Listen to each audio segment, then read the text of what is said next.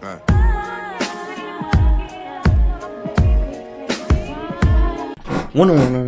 are doing the dark psychology King Von.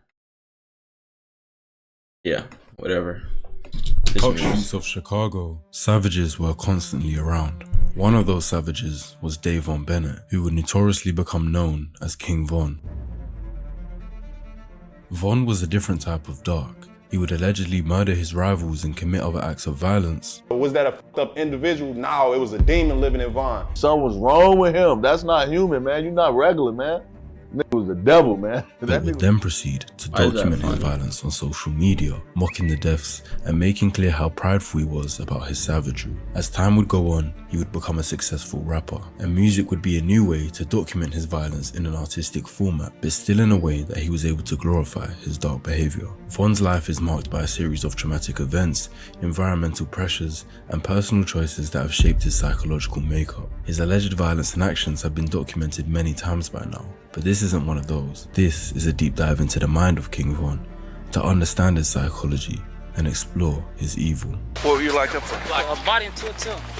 I'm sorry? There are murder cases on his file that he beat. He gets released because the witnesses come up dead. Some people... Oh no. Oh no. Oh no. Oh no. Oh no. Perfect Chicago gang. They was probably relieved when he died. need to be gone, bro, in order for shit to get better. And he one of them.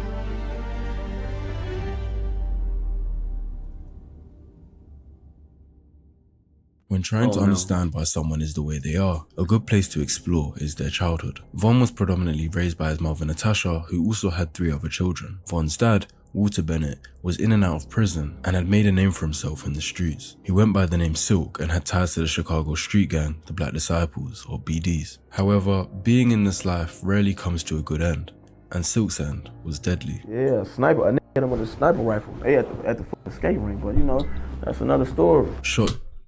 Sniper rifle. That's just another, bro. Chicago crazy gang. What the?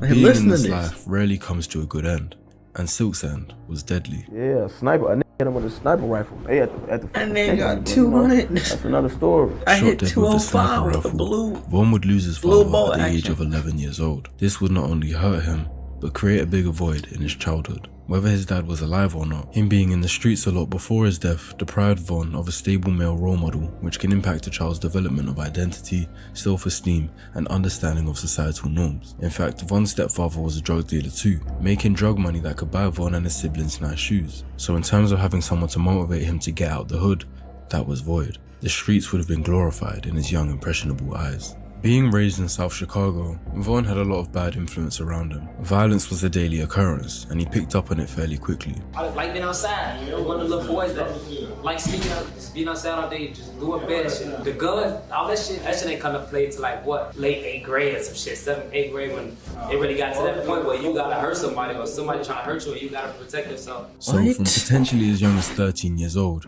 Von would bring guns into school for protection. Instead of being able to focus on education and developing career prospects, Von had to worry about staying alive and making it through the school system without ending up a statistic.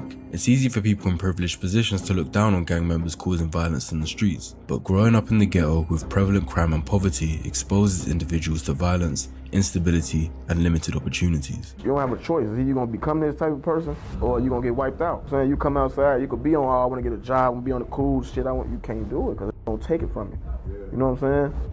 It's just different. This environment can normalize illegal activities and desensitize individuals to violence. What is almost an inevitable outcome for someone in this environment is becoming affiliated with a gang.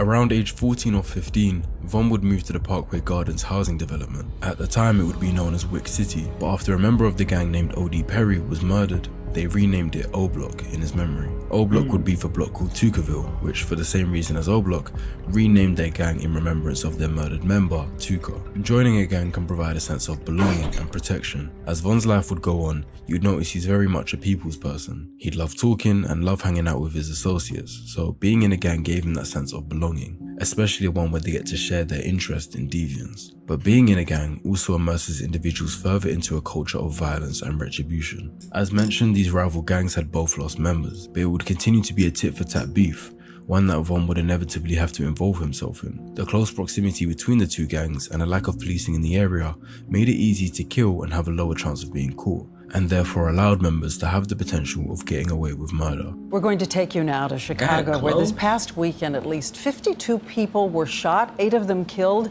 in a wave of violence across the city. What is going on there? Here's Chris Bury. Von would first go to prison age 16 for armed robbery.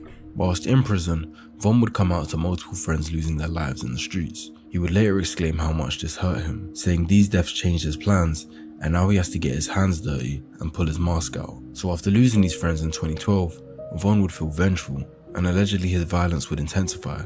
His own friend would later say, in 2012, everybody couldn't hang with Von. If you was hanging with Von, you had to accept everything that came with Von. You had to accept that you was gonna be in shootings, accept that it was gonna be that, and you had to be with it. However, something would happen that year that I believe really made Von go that one step further. On the night before his 18th birthday, Von and his friend Tony Dunn, known as White White, would go to a store. Von went in whilst White White waited outside. Von heard gunshots and ran outside, only to find his friend bleeding out on the floor. In the early hours of King Von's birthday, White White would be pronounced dead. Von would later say in his music that this event is what would turn him into a demon. Von losing close friends and even watching his friend die in the street were traumatic experiences that could have led to post-traumatic stress disorder or PTSD, characterized by emotional numbness, hyperarousal, and intrusive memories. All of these are particularly important symptoms to focus on, but the key factor in Von becoming a demon would have been the emotional numbness. After seeing something so brutal, he no longer had any emotional barrier to murder. It was just an action, and retaliation by murdering someone else was just something that needed to be done. Within the next 3 months, Von would allegedly be involved in 2 murders.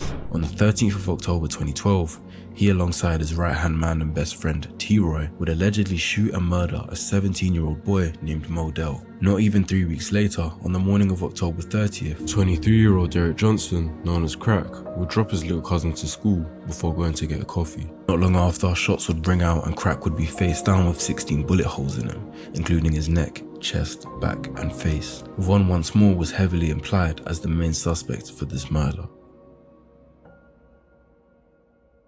Now, murder for survival would be one thing, but Von being an avid user of the platform X, formerly known as Twitter, would be something that allows us to get some sort of insight into his mind, and these tweets would suggest that he got more than a feeling of survival from these murders. Following the deaths of both Modell and Crack, Von would tweet some sinister things. A week after Crack's murder, Von would tweet saying, "Acting tough, 6 shots up in your face." And the week after that, he would double down by saying, "Bang 6 times, all face." Although the crime report I looked at didn't state exact specifics, it does say Crack was shot 16 times including the face. So 6 shots in the face would definitely be believable. Not only is this more gruesome and violent than just shooting someone from afar, but the fact he wants to relive it by announcing it publicly shows how much Von enjoyed the brutality of this murder. At the start of November, he also tweeted, "Damn, Modell and Crack got killed in October. Who's gonna get killed in November? Stay tuned." Oh my gosh. Oh my gosh. Oh my god. No. No, he didn't say that. No, he didn't. No. No. Oh my gosh. He saw these murders as some sort of game or sport. I believe the reason he's able to see these deaths this way is due to that desensitization to violence. Repeated exposure to violent events definitely may have desensitized Von, making these violent acts feel justified. Also, with the added element of wanting revenge, he definitely didn't view these killings like a regular functioning human should. His self-identification as a demon after his friend's death indicates internalization of a violent persona, possibly as a coping mechanism or acceptance of a perceived destiny shaped by his environment. Also, the social media mockery is another part of the psyche that can't be ignored. Publicly mocking deceased rivals indicates a lack of empathy and possible antisocial personality disorder traits, such as disregard for others' feelings, deceitfulness, and hostility. ASPD is what is commonly known as psychopathy. Von has a strong case for ASPD, as he never once displayed any signs of remorse or guilt for the actions he did. In fact, he showed enjoyment, pride, and excitement, like he wanted to keep doing it. Alongside this psychopathy, Von using social media as an open diary to boast about violent acts suggests narcissistic traits, including a need for admiration and a sense of superiority. So by 18 years old, Von was already a narcissistic psychopath with a heavy desensitization to murder, and these traits would only reinforce and worsen as time went on. In 2012, Von would be imprisoned for unlawful possession of a firearm. He would remain in jail for over a year, a period spanning from November 2012 to February 2014. When he came out, the violence started back up again. I'm not going to focus too much on the particular details of his alleged victims, but this next one does need some context to really understand the evil inside. 17-year-old gangster disciple Jakira Barnes, known as K.I., was a legendary figure in Chicago gang history. The Chicago Sun-Times referred to her as a female assassin. She was allegedly heavily involved in the killing of O.D. Perry, so her beef with O-Block and Von was intense. However, Von would treat K.I. very differently to his male rivals.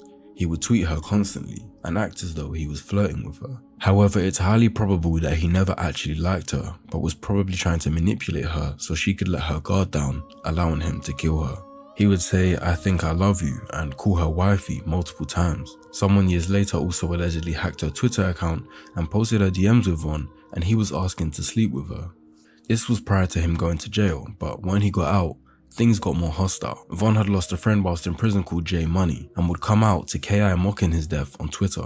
A taste of his own medicine. She even tweeted that if she could, she'd dig J Money up and shoot him again. Von would stop tweeting her for a couple months, and on April 11th, 2014, K.I. would be standing on a porch before being gunned down.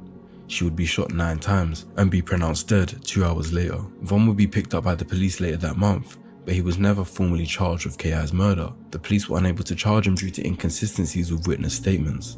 However, many years later in 2021, police finally revealed the murder was indeed Von's doing. Again, following this murder, Von's mockery using social media would continue, tweeting, "I see people aren't going to get the picture till they get put in a frame," with a laughing emoji, which doesn't seem like the worst thing, but it becomes more sinister when you find out that was one of K.I.'s final tweets a week prior. After getting released by the police who failed to charge him with this murder, he tweeted, "Beating bodies ain't no going to prison," which fed his narcissism and made him feel invincible. And Von would prove how invincible he truly felt years later. Due to K.I.'s notoriety, allegedly killing up to 17 people as a female gang member, a documentary was being made about her. Due to an oversight from the production team or just a lack of research, they decided to ask King Von himself to be a part of the documentary and to speak on his relationship with K.I., not knowing that Von was her murderer. Von jokes about how he wanted to sleep with her, occasionally grinning, as the murder potentially replays in his mind. Being in this documentary would have boosted his narcissism, knowing he wasn't just getting away with murder, but was being able to mock it on a bigger scale. In Von's mind, impunity was constantly reinforced. This is the ability to act with exemption from punishments, losses, or other negative consequences for his actions. Repeatedly evading legal consequences may have reinforced his belief in him being untouchable, making risky and criminal behaviors something he'd want to keep pursuing. In fact, the same month he was released for the K.I. murder, he would murder again. On the 29th of May 2014, a birthday party would be going on that Von attended. It's stated that Von was chatting up other party guests until he spotted 2 rival gang members at the house and took off. Time went by, and later on, one of Von's rivals looked up and saw Von with an associate approaching the house, and the 2 of them fled. Von chased them whilst firing his gun, hitting both of them, but they got away. When the smoke had cleared, Malcolm Stuckey, a 19-year-old that wasn't one of Von's rivals, was face down on the grass between the sidewalk and street. He had been shot 4 times, including one to the head, and would be pronounced dead at the scene. The reason this is important is because although Von almost certainly did this murder, he would never brag about it or make fun of it on social media. This shows us that Von's satisfaction only comes from making his rivals lose their friends. He enjoys brutally taking something from them, and not just murder in and of itself. Von would remain in jail for this murder awaiting trial, from June 2014 to December 2017.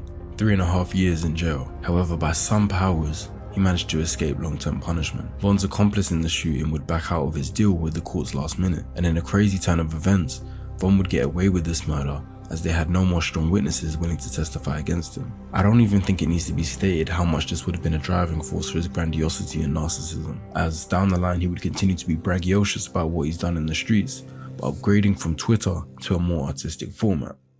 After coming out of prison, he seemed to have a particularly strong bond with his friend from young, Dirk Banks, known as Lil Durk. Dirk also came up in Southside Chicago, but had made it out using music. Dirk knew about the work that Von had done in the streets, and knew that telling these stories would appease music fans in that genre. So with Dirk's encouragement, Von picked up a mic and started rapping. Von was used to bragging about his street work via Twitter, so he quickly became accustomed to spilling his truth into his raps, saying lines like, "Caught a body, beat that body, catch some more," which could be a reference to any of his alleged murders, even some I haven't covered. In fact, Von would gloat about being 3 murders away from having double digits, which really makes you question how dark he could have been, and his work in the streets has even coined him with the label of a serial killer. A serial killer is a person who murders 3 or more people, check, with the killings taking place over a significant period of time in separate events, check. Their psychological gratification is the motivation for the killings. The motives of the serial killers can include anger, thrill-seeking, financial gain, or attention-seeking. Von's motives could have been any of these. The anger from getting revenge for his murdered friends, the thrill-seeking if these murders are just a progression of his deviance as a child, or the attention-seeking as even when he wasn't a music artist, he would still use social media to gain street cred and a level of notoriety for his violence and evil. As surprising as it may sound to have a serial killer in the modern day, let alone one that became a famous music artist, this label may actually be true for Von. Starting a music career provided an outlet for his experiences, but he continued to glorify violence in his lyrics, possibly making this the way to gratify his criminal activities and status, without having to continue the risk of getting caught in the streets. He gained a big audience for his gritty lyrics and depiction of the realism of being a killer in the streets, and this allowed him to be put on a big pedestal for these acts of evil. Von's success in music didn't stop his deviance, however, but from what I've researched, it stopped him murdering directly. In August 2020, a rival of his named FBG Duck, who also made music, was gunned down in Chicago in front of a designer store. Although Von wasn't physically there committing the murder, he allegedly put a $100,000 bounty on his head, using his newfound music money. This further proves that Von's satisfaction comes from seeing his rivals die, more than the act of killing itself. Von felt on top of the world. In October that year, he put out a tweet saying, "Everything you out there doing in the streets, I've did it times 10 and got away with it. I got caught for it, got out again, and did it some more. Then I got rich and took care of everything and everybody. We'll never be equal." He clearly felt super prideful that he'd done so much and believed that he was the top guy in the game. But they say to never be too comfortable at the top. Von had a minor beef with another artist named NBA Youngboy, who had an artist signed under him named Quando Rondo. And amongst the street nature, an associate of an op is also an op, so Von and Quando didn't like each other. One day after one of Von's shows, he would be outside a club and see Quando, and within seconds, he'd swing at him and start a fight. However, Quando's friend Lil Tim would hop out of the vehicle and shoot Von. Von had been hit multiple times and would later be pronounced dead. Von's psychological profile is complex, shaped by early trauma, environmental factors, and individual choices. His behaviors suggest the presence of antisocial personality disorder, characterized by a pervasive pattern of disregard for the rights of others and societal norms. The combination of a traumatic upbringing, lack of positive role models, reinforcement of violent behaviors, and absence of legal repercussions created a perfect storm for the development of his criminal identity. The only time Von ever showed vulnerability was upon learning about his best friend's death while he was incarcerated. Von was imprisoned awaiting trial after his murder of Malcolm Stuckey, and during that time, his best friend and right-hand man T-Roy, who Von had committed a lot of these violent acts with, was shot and killed in a shop. Von would admit that upon hearing about T-Roy's death, he was in tears. Miss my dog, but when they get my dog, I was locked up. Killed me, I broke down. I ain't cried so long. His admission of crying indicates that he was capable of deep emotional connections, albeit limited to a select few. It was the same emotions that he channeled after the losses of his other friends to turn to killing as revenge. Despite these moments of grief, he did not regret his involvement in the street life. This suggests a compartmentalization of his emotions, where he could experience personal loss without reassessing his lifestyle choices. His music career, which celebrated and glorified his violent actions, not only reinforced him being dark and twisted, but also potentially influenced others, perpetuating the cycle within his community. In the end, Von was only ever bound for his actions to have consequences, and in the eyes of some, he survived way longer than he should have. W video, shout out to oh no, that's his Patreon. Shout out to Jay Wisdom.